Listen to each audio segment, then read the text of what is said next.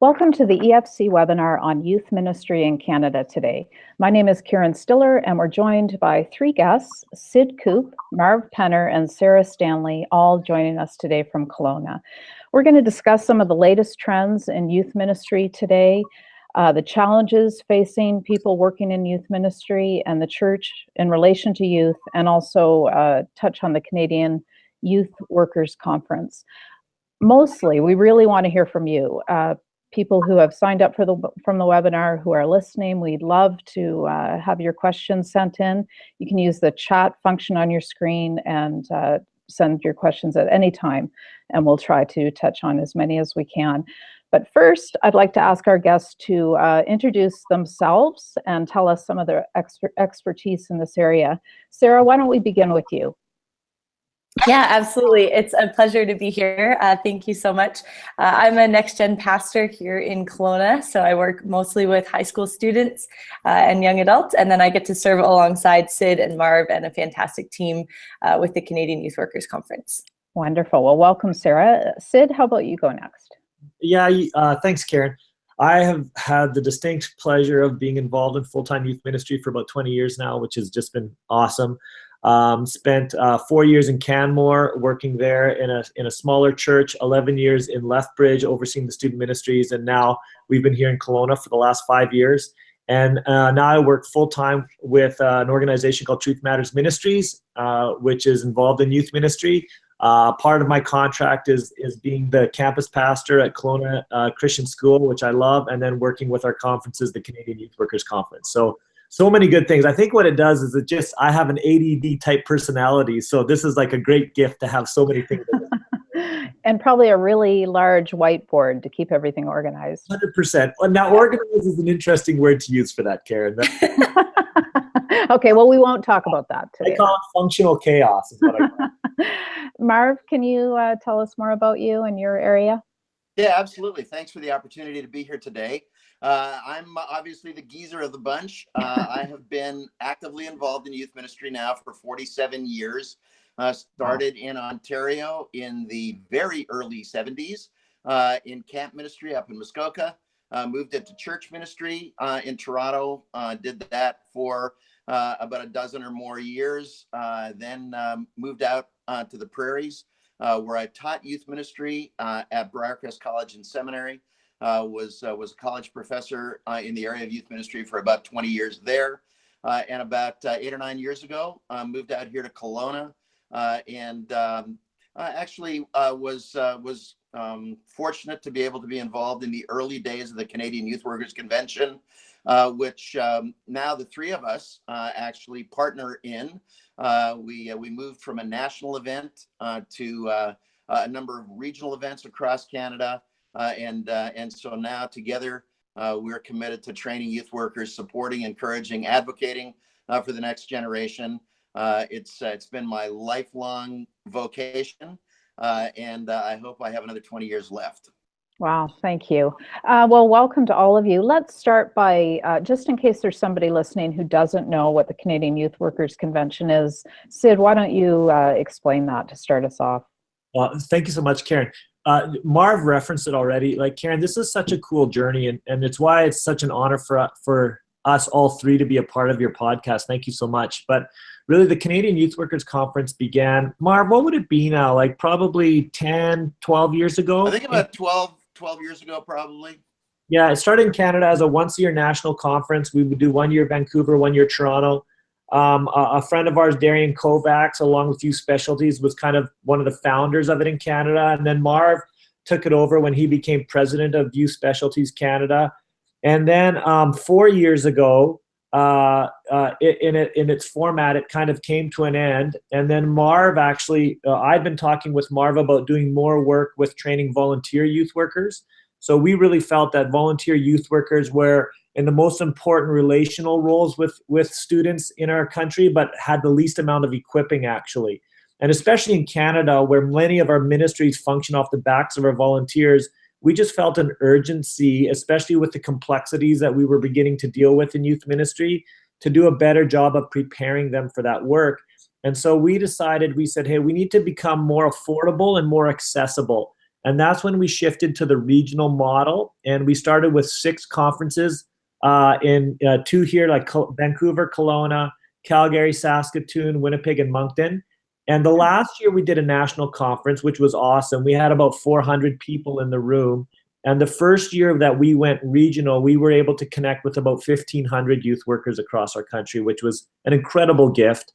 And so we don't know how long we have this opportunity, but we want to make the most of it while we do. And one thing that was really cool, Karen, this past year, we launched our first conference in Montreal, and it was a truly bilingual experience, which was a real honor to be a part of that. And in fact, just got off a conference call with our host committee there planning for this next year and super excited about it. So that's awesome. Journey. So, so to be clear then, when you're referring to youth workers coming to this conference, it's not just people on staff like Sarah, could be the volunteer parent who helps with the youth group. 100%. In fact, we feel we win if our room has about 80% of those type of individuals in the room. That really is a target audience for us. And our win for the conference, we're super clear on this, Karen, is that a youth worker is encouraged and equipped to better disciple kids next week. So we that practical element and putting tools in the hands, not just of our volunteers, but especially our volunteers. Now, we added an element to the conference on Friday during the day. We would call it exploration, where we spend a little more time focusing on what we would call the point leaders or culture shapers of a ministry. So we deal with something at a more philosophical, theological level, perhaps, than what we would do on Saturday. Okay, yeah, that makes sense. Marv, when you were talking about your long experience in youth ministry, I was thinking some people don't last that long in youth ministry.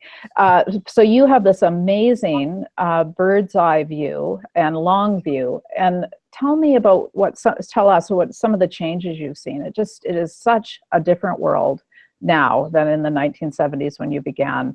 What are some of the biggest, newest challenges facing youth workers today? Yeah, probably the biggest challenge has grown out of one of the trends that occurred over the last 40 years of youth ministry. When I began in the early 70s, youth ministry was very event oriented. The ratios for ministry were kind of one person on the stage to a room full of kids. It was a lot like church. A sermon and a lot of spectators listening. And we learned very quickly, probably into the early 80s, that our most effective way of increasing our impact on the next generation was to reduce our ratios. And so we moved to small groups, we moved to mentoring strategies. And as we reduced our ratios, we did not realize that one of the consequences of those reduced ratios were going to be a dramatically increased level of trust between young people and the adults who are leading in youth ministry, especially the volunteers. And so now what happened, and this happened through the mid 80s, really right up until now, is that with dramatically increased trust, we now have students who are sharing much more deeply with adults who largely don't have a lot of equipping to deal with the complexity of stuff. And so the need for equipping and resourcing, empowering our volunteers who are frontline in youth ministry has obviously become a huge challenge for us, and one that we're trying to address in a variety of ways. The other challenge that we just cannot overlook is the place that technology has brought us. It has absolutely changed the lives of teenagers, the way social structures work, and knowing how to respond appropriately to the technological changes, the social media changes that our students are immersed in is probably one of our biggest challenges right now. Wow. Sarah, I was going to ask you about trust, but let's start with that social technology piece. You are working with youth all the time. How are you seeing that lived out, that kind of pressure, and what new issues that brings up for you? Yeah, absolutely. I mean, that's even so vastly different than when I was in high school, which was a little more recent than Marv and slightly more than Sid. But no, I mean, it is that. It's the constant connectedness, right? And the constant awareness that whatever I put out is going to be judged. I'm going to have a constant check on how popular I feel based on how people are responding to what I'm posting. And so it's a constant challenge for our students that they don't ever get away from, right?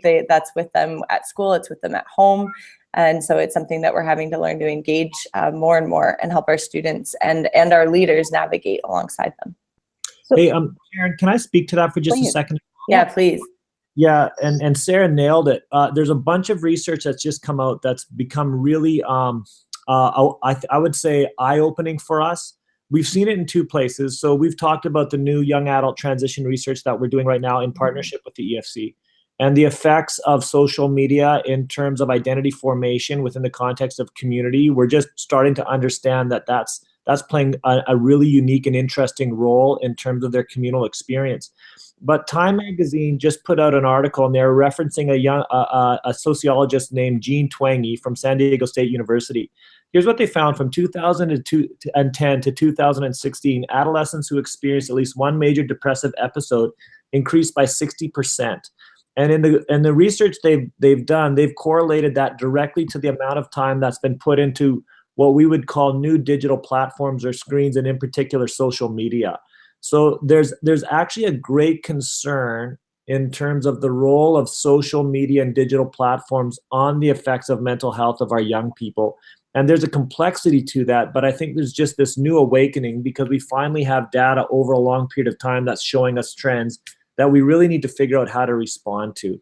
And so it's a fascinating season that we find ourselves in with this sort of thing. well, I would reference those last 10 years are when smartphones came out. And even our suicide statistics, after several decades of being really stable, almost from the day that the first smartphone hit the market, we saw our suicide statistics going up to the point where now they've doubled, and the numbers are especially alarming for adolescent girls. And so the correlations are unmistakable, and we have to figure out how to address this. Yeah. Well, I would love to hear what advice and guidance you give to youth workers and parents. Like, I mean, I have a 22-year-old, a 19-year-old, and a 17-year-old, and my position is get off your phone. And, you know, that's almost it. So how are you telling youth workers to deal with this? Can I start with what we tell parents? It's astounding how many parents are ranting at their kids to get off their phone when they spend their entire lives on their phone. Yeah, good point. So let's start with mom and dad and recognize that this is a generation that listens with its eyes. They're watching the role models in their lives, and it might be good for parents to disconnect before we get too hard on our kids for not disconnecting. But that's kind of a parental perspective. I'll let the younger voices speak to the other. Why don't we try? Let's try going this way. Let me talk to youth workers, and then Sarah can say what she says to students. We can kind of work on the list by age here a little bit. I was just reading a great book called Beyond the Screen by Andrew Zersky, and it's been enlightening to me again. Just acknowledging that what our kids are actually looking for is what the Bible would call koinonia. Deep communion, and unfortunately these platforms, while they allow a type of communion to take place, it doesn't allow the type of what we would call facing into one another, or the depth of communion that God really created us for. And so one of the things that we can say to youth workers is invest deeply in the lives and hearts of your kids, because they're looking for a need to be met there. So we absolutely have to have boundaries, and we have to have all those sorts of things. The stats tell us again that we really see the negative consequences once you move above 2 hours a day, fully invest. That's where you start to change. So moderation is important in that journey. But for youth leaders in particular, we're saying engage deeply relationally. And this goes back to understanding our role not as being entertainers, not as being babysitters, but as actually being disciplers. We're a part of the priesthood of all believers that have been called to invest deeply in the discipleship of the next generation. So I want to see that type of shift as well, that allows us to engage maybe at a deeper place what kids are looking to have met on some of their platforms. And then Sarah, you could speak more practically on what you're saying to students in particular. Yeah, absolutely. I mean, I'm going to piggyback a little bit both on the youth worker and student, I think, because the truth is that so many of our youth workers are not that far away from being students, right? We have a lot of young adults who are youth workers and who have also grown up in the world of social media over the last decade. And so on that front, I think helping our young youth workers and all youth workers understand actually how they're modeling social media use and technology. And that, I mean, that connects, Marv, with what you said about parents, but it's the same with youth workers, in that our students are watching how their leaders are engaging with technology and with social media, and how much they're on their phones, maybe on a youth night, but more than that, what they're posting. And as I just, as a student, discover what it means to follow Jesus, how is my youth leader engaging in technology and social media? So that's a big one that we talk with our leaders about a lot. And then I think with our students, recognizing that, I know for me, we need to be careful of painting it in a fully negative light, because then we can create a defensiveness that I think isn't helpful. And so just helping them understand some of the dangers and as well as ways that they can lean into it as a tool, because we've seen some really neat resources and apps and things that actually can help our students grow in their faith. I think often we can see our students on their phones and right away jump to thinking that they're disconnected or not engaged, when they are engaging and connecting, but maybe just with other friendships and relationships that aren't in the room. And so as Sid said, the more that we can create spaces and relationships where they are meaningfully, deeply connected and know that they belong and that they're known, I think that becomes our goal, is not painting a good and a bad, but just wrestling with how do we engage in it in a healthy way, while also helping our students just really learn discernment when it comes to technology, because that's something they're going to have to do for the rest of their lives.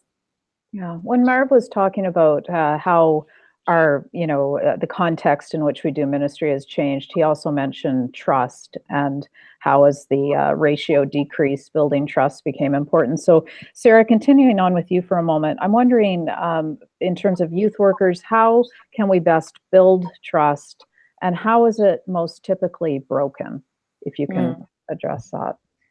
Yeah, absolutely. And Marvin said, feel free to jump in here. I've learned so much from these guys. I think as far as building trust, it's all about relationship and consistency.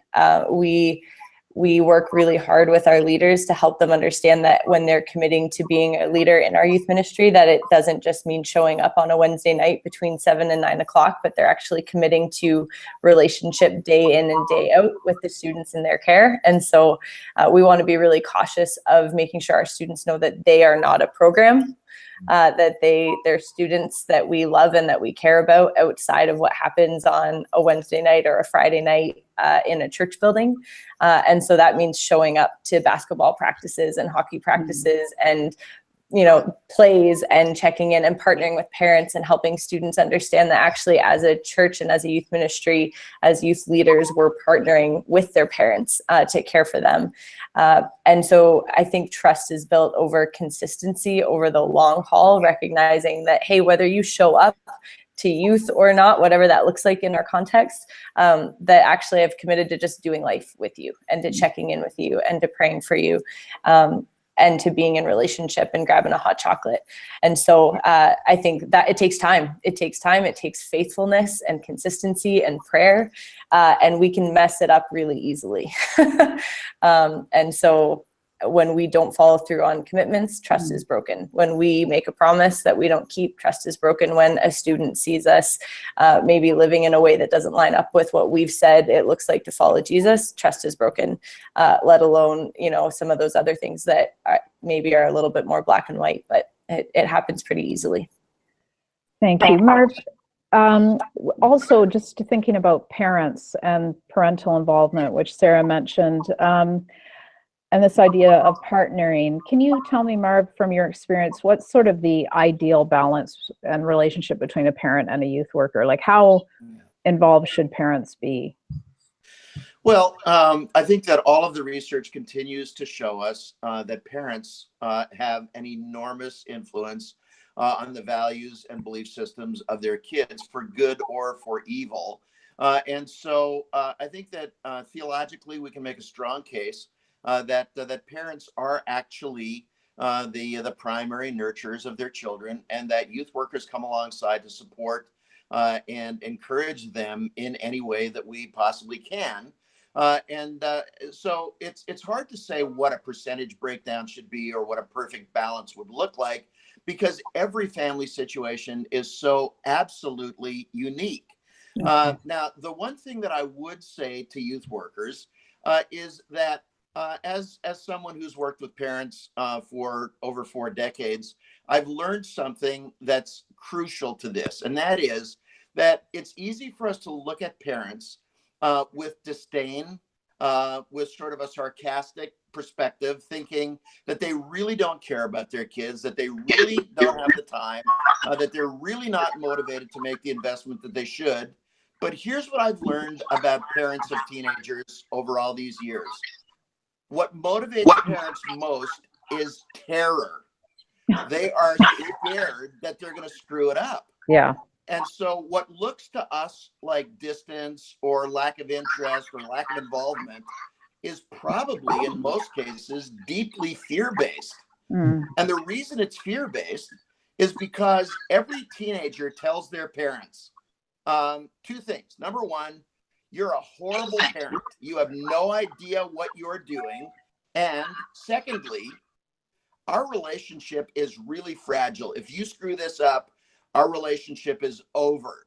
Kids love having that power. And sadly, a lot of parents believe that lie. Yeah. Parents are actually pretty good at what they do for the most part. Parents who are intentional, but kids would love for them to think that they're incompetent and love for them to think that the relationship is really fragile. And so parents tiptoe around. And as youth workers, we're not there to replace parents. We're there to empower, encourage, and equip parents to be more confident in their relationship with their teenagers. We're here to affirm that relationship to the kids. This relationship matters. Yeah. And when we become advocates for a healthy family, I think it can make all the difference in the world. Well, first of all, I'd like to say that I think you've been hiding in my front hall closet. So I'm actually really relieved to hear you say that. Yeah. And I think it helps parents to know that, lots of people are hearing that same thing from their teenagers, right. And we just got to keep on keeping on. In terms of Sid, is there anything you'd like to add with parents? I know you're working at that big level too. Well, I think, at different stages in our youth ministry journey, as youth ministry leaders, will dictate different types of roles that we play with parents as well. And Marv's actually written a whole book on it, which was helpful for me. But it was funny. I had a friend of mine who was a children's minister one day come to me, and she was quite upset because a parent had come to her and said, "Hey, you don't actually understand what it is to parent kids." And she was frustrated that she wasn't a parent of children herself. And so she came to me and I said, well, actually, you know what? It's true. We don't understand. If we're not parents of kids, we can't understand in the same way that parents do. That doesn't mean we don't have anything to offer. It just means we should probably enter in with a little bit of humility and look to take a learning position. And so I think, when I started in youth ministry, the best thing I could do was communicate and affirm when I got a chance. So if I had a student who did something great, if I could call a parent and say, man, I have no idea what you're doing, but when I have kids, I hope I can do it the way you are because this is what I saw. That's such a gift to a parent. You know what I mean? And it helps us continue on the journey and continue to be intentional. And so you begin with that. You do communication well, keep parents informed of what's happening. I don't think I didn't understand how important that was, especially for parents who weren't of a church culture. If I could just keep them in the loop in terms of what's taking place within our ministry, that can set them at peace. It doesn't feel like something's hidden from them or their kids are a part of some kind of weird underground organization. So I think that's super helpful. And then moving to inform. So, hey, here's stuff that's happening within our culture. That's always a gift we can do. This is what's taking place. And then continuing to start shifting towards some ideas of responses as we get older. And now that I have a 16-year-old, it's funny, I'm doing a few more parent seminars now. And I always say to parents that my seminars were a lot better before I had kids. I had a neat formula. I could solve all their problems. And now it's just kind of like we have group therapy together to some degree, but now shifting more into that journey together piece a little bit. And if I'm honest, Karen, I think in about 10 years from now, I'll probably move a little bit more to sharing, hey, as I look back now on my journey, here's a few things that I think I've learned, which is really the wonderful stage that Marv is at, and why he's so effective right now working with parents. And by the way, I'm seriously blessed because Marv's my mentor, which means he's become my personal family counselor, actually. Wait a minute. One of the reasons why I contract now, he's shifted the ministry over to me. By the way, Karen, there's a whole journey there with all three of us in terms of turning ministries over. But part of what he's done is shifted the ministry over to me. I contract Marv, and part of the contract is you will give me this much counseling time as a part of Yeah. Oh, that's good. Well, I mean, for me as a, journalist type, I'm always asking questions that have to do with me getting help. So I totally get that. I just this is a little bit off topic, but just when we're talking about youth workers, I think some people in church might think, well, that's for the young people, like that's for Sarah. But I know intergenerational relationships are important. So could a 75-year-old volunteer in the youth group, and how does that help anything?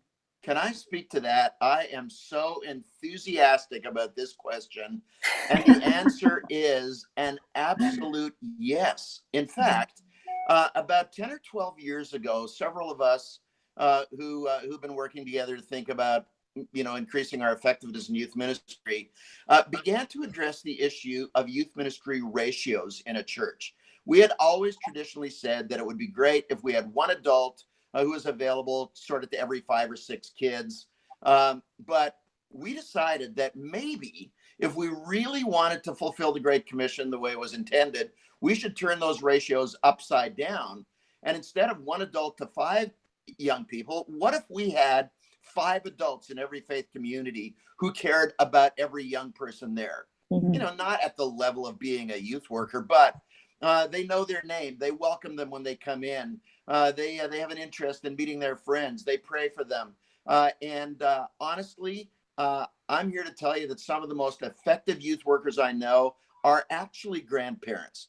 Truth is, a lot of kids don't have those voices in their lives. I actually was just recently with a youth worker who is 86 years old, has been doing youth ministry now for 66 years. And is one of the most effective youth workers I know. And so absolutely, with the challenges of youth ministry today, every generation has to be on board, and everybody has a voice into the life of the next generation. Let's preach it from the rooftops. Wow. And would you, if somebody older was coming in, would you give them a bit of a training session on, you might hear things that are going to, make your hair stand up, or like, how would you prepare somebody to do that? Well, of course, training is so important for everyone, whether you're doing a whole church training thing that says, all right, here's our responsibility. The spiritual well-being of the next generation is our number one spiritual responsibility as a faith community. And so here's training for everybody. But if you're going to bring them into a regular role, absolutely. You'd be surprised how resilient some of these dear old folks are. They're not quite as easily shocked as we might think. They've lived a full life, and most of them have a pretty good offering to make just by being authentically themselves. Can I interrupt on something there too? I think one of the great disservices that we've done to the next generation is we become infatuated with being younger. And we need to stop that. Like, our kids don't need us to be younger. There's plenty of younger people that can be younger. That's fantastic. What we need is all of us to press into kind of the season of life we are and speak out of that season of life. I once had a young youth worker, come to me and say, once you're over 40, you can't do youth ministry anymore. And I thought to myself, well, obviously, A, you're not over 40 yet. And B, you don't have children of your own, because you don't understand the value of someone with that type of wisdom speaking into the journey of your kids. And so I think a wise lead or point youth worker will understand that at different stages of our life, we have something different that we can offer, but all stages are incredibly important. And we'll especially look for people who are comfortable in their stage of life to be able to speak out of that and authentically live that before the kids in their care. And that's the secret, Sid. Comfortable in your season of life. Yeah. And we have a responsibility to be that. You know, as we get older, one of the great gifts we can give is not our ability to run fast, but our ability to share wisdom, you know, and respond well in situations. Just a quick example, stupid example, but quick. We were working at camp a number of years ago, and we had a meltdown with one of our children, and our staff, who were wonderful, were all in major panic mode. And finally, an older mom came by and just said, "Hey, is this child, by the way, like, has anyone checked if this child's eaten today?" And they're like, "No, I don't think she has." "Okay. I think that she has meds that she has to be taking. Has anyone checked on her meds?" "Oh, no, we haven't." And I'm guessing she's not sleeping a lot. Like, this is by near the end of the week, and she's heading home to a difficult situation. You know, all these elements that were creating an environment, and just said, hey, maybe the best response we can have is get a little food, check the meds, and just hug her for a little bit and be beside her. And all of a sudden you see this transformation come. And that kind of wisdom only comes out of someone who's, you know, journeyed over a long period of time with their children. But that's where we need all ages investing in the journey well from their stage of life. Yeah. Some of the issues, though, that are new to this cohort of youth, I think, I'm thinking of, you know, the accessibility of online pornography, questions about gender fluidity that a youth might be going through and feeling in pain about. How are you, as an organization, training youth workers or supporting them, or how can we, to minister really well or walk alongside really authentically youth who are in these situations that we didn't have to deal with, perhaps? Sid, do you want to take that first? Yeah, you know what, that's and I'm actually kind of thankful you asked that question. You know, there are a few issues that I think are having playing a more significant role in shaping the next generation than the issue of pornography right now. When I say we, I mean, you hear it all the time, that probably what is shaping the sexual ethos of this generation the most is pornography in particular. So just over a year ago, Brent and I decided that we wanted to be a part of helping add to the already great resources that are out there. And so together we created and when I say together, I just want to be really clear on this. Sarah definitely did most of it. I did not. That's funny. So there's no doubt about that. Let me be very clear on that. But we were able to create a 7-week curriculum or maybe a guide for relationship. It's pastoral in nature, that if a kid came and said, hey, I'm wrestling with porn, you would actually have some guidelines to help you enter into the journey with them. And one of the things that was really important to both of us is that it was written by both male and female. So we always used to come at porn with this position that said it's a male issue, and it was primarily males that spoke about it and really engaged that way. But the truth of the matter is that's not the case, and certainly more it's the case. And we wanted to be really careful, because when we come at it from that perspective, and a young female in our audience is struggling with porn, the narrative that she takes on is, wow, this is a guy's issue and I struggle with this. I must be so screwed up. I'm beyond hope. I'm never talking to anyone about this. Yeah. And so we wanted to really shift that conversation. And Sarah's had some really neat experiences as a part of this journey as well. So take 2 minutes and quickly talk a little bit about what that's looked like for you. Yeah, absolutely. It's been challenging and a gift to dive into just what that looks like.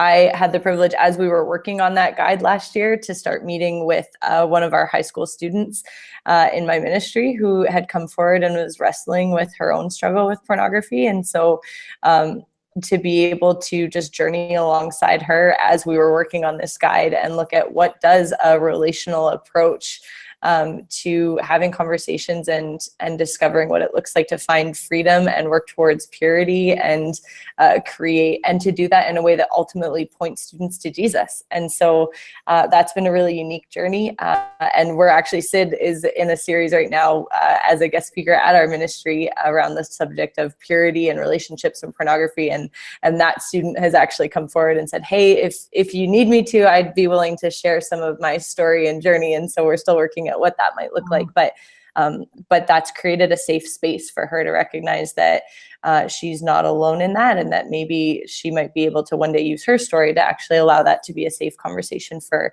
other students and other girls who might be in the same boat.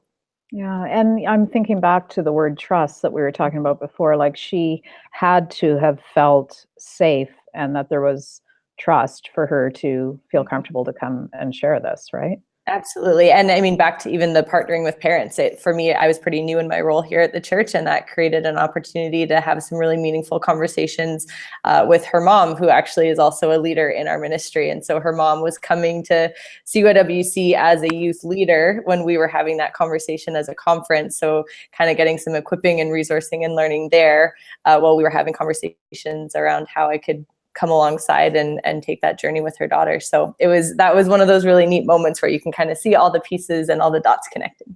Yeah.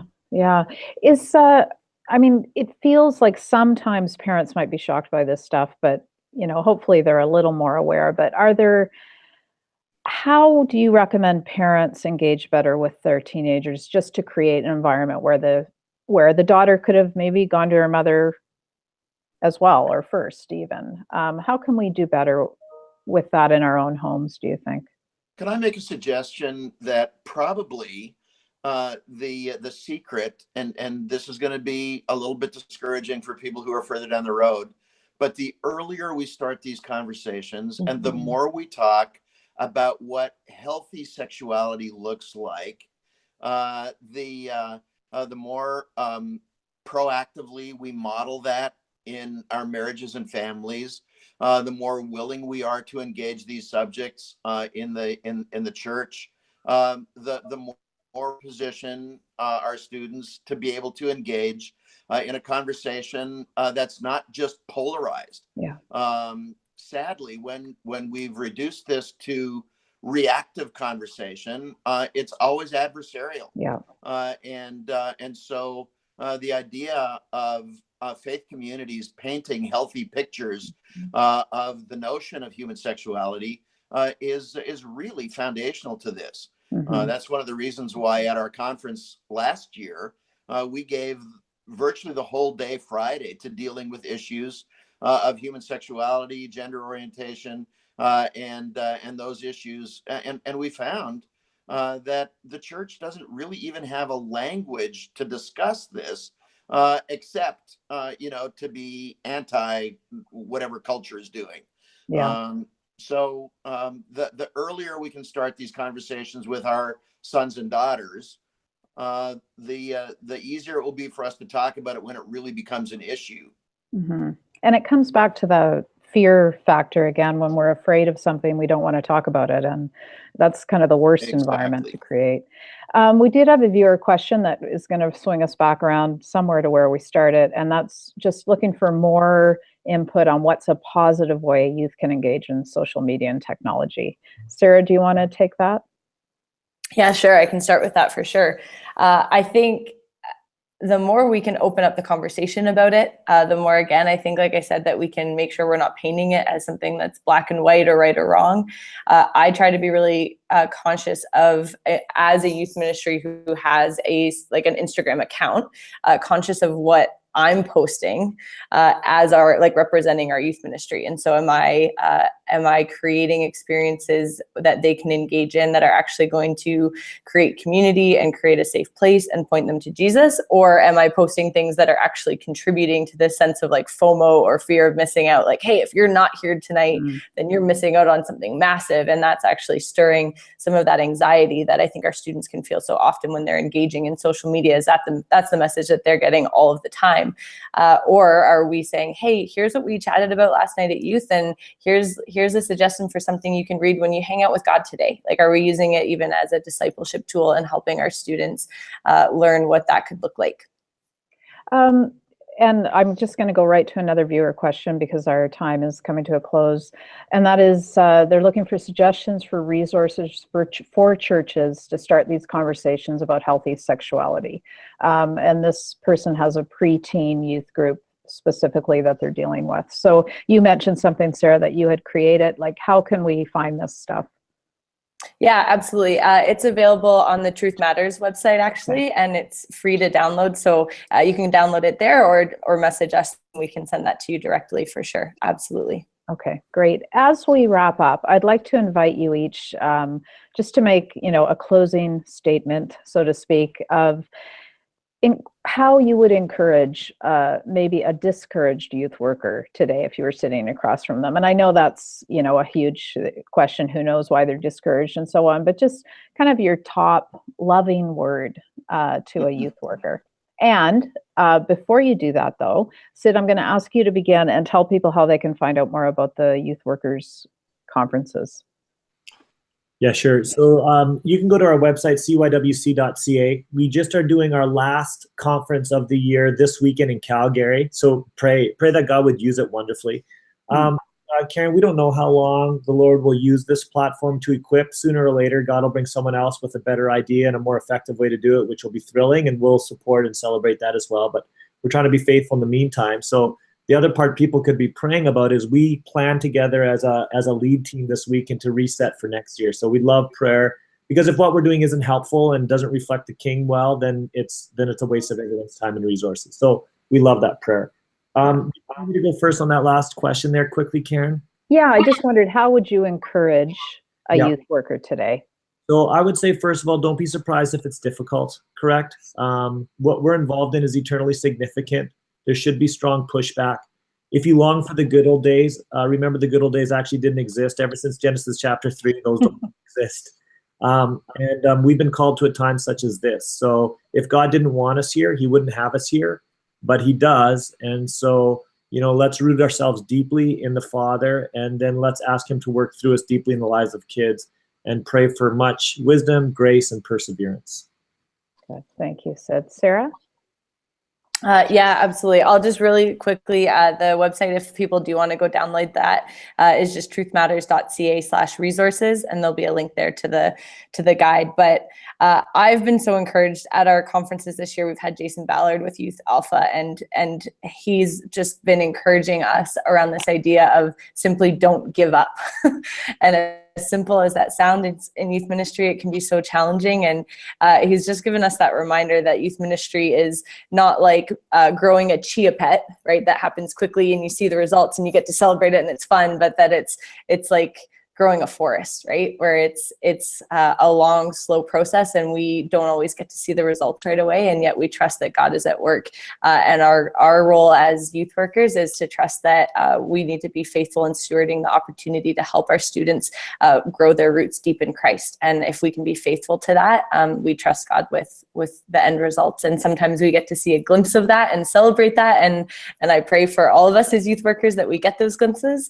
But that reminder to not give up and to trust that God's at work far beyond what we could see or imagine. Yeah. And let me, just before we go to Marv, let me ask or comment that you, as a youth worker, must have to be certain you are receiving input in your life from good people and being mentored and being spiritually fed and having a Marv in your life. Absolutely. And going to these conferences, right? That sounds like that's part of what you're trying to do. Absolutely. Yeah. And I just get to be steeped in it all the time. And I'm so, so blessed for that. And so looking for those opportunities and those relationships, absolutely. So crucial. Thanks. Okay, Marv, take us out on a wave of wisdom. No pressure there. Let me just say that as youth workers and as parents for that matter, because I still think that parents are the most effective and strategic youth workers in our communities, let's never underestimate the power of a relationship that a young person would offer us. Here's the thing. When a student chooses to trust a mom or a dad or a non-parental adult and is willing to share their story with them, that is a rare thing in our culture. And it's easy for us to say, oh, I'm just a volunteer, oh, I'm just a youth worker, I'm an irrelevant parent. But when a student chooses to share their life with us, that is an incredible gift of trust. And the opportunity for us to speak into that life is a rare thing that a lot of young people in our culture just don't have. What a privilege, what an opportunity, and yet what an incredible responsibility that represents. So, Paul says it well in 1 Corinthians chapter 4. He says, you may have all kinds of teachers and voices in your life, but you don't have many spiritual parents. He says, I want to be your spiritual father, he says to his friends. And then he closes that verse 15, with what to me are challenging and even terrifying words. Therefore, he says, since I'm your spiritual dad, I want you to imitate my life. Do what you see in my life. Youth workers, parents, whatever way you connect with kids, remember you are a role model for good or for evil, and students will imitate our lives. Let's live our lives in a way that are worthy of imitation. And remember, when we feel inadequate, that's when God can do his best work. He seems to love to work through the weakest of us so that when good things happen, we can't take any credit for it. We know it's he who did it, and we can stand back in awe of the transformation that he's bringing. And Karen, we're seeing it happen across the country, and we're thrilled to be part of this fraternity of youth workers. Thanks for giving us a chance to talk about that today.